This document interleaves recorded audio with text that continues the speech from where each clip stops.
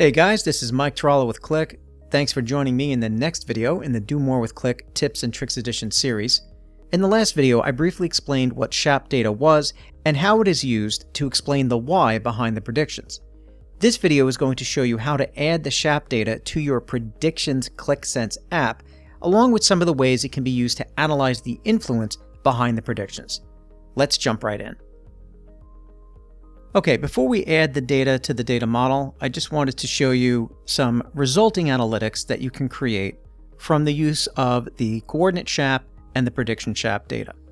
Basically, these analytics comprise of just aggregates using average of the SHAP data values, along with some of the dimensions, in this case, the feature dimension, to basically look at the influence behind the predictions. I'll go into this in more detail once we add that data. Okay, so just starting out within the Prediction Qlik Sense app overview, I'm going to navigate to Data Manager. And you can see we have our two datasets, my prediction dataset along with my apply dataset being the data that we have not run the predictions on, right? My current operational data, if you will. So here I'll click Add Data and I'll go to the Data Catalog. Now, if you recall in a previous video, when we do the deployment, we give you the option to create the SHAP data. And that data is written to your space in the form of CSV or Parquet or QVD.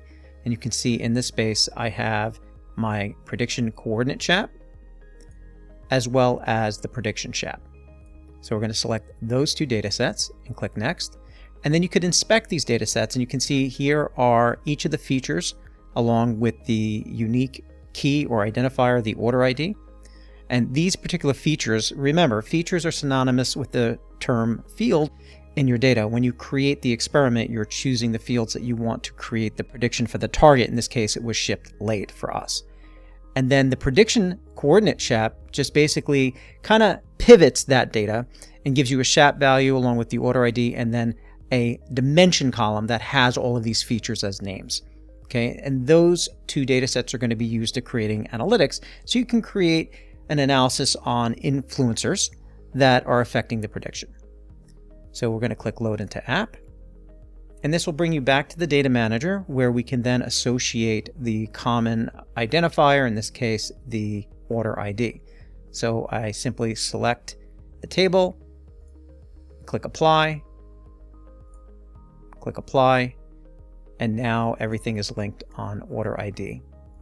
So now we have our prediction SHAP and our coordinate SHAP linked to our predictive data model and then our regular operational data.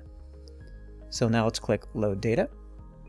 And some of this is Qlik Sense 101, if you will. We're just really associating tables. And then let's go to the sheet. Okay, so we're going to end the video here, and in the next video, we're going to go through creating the actual analytics. I'll see you there.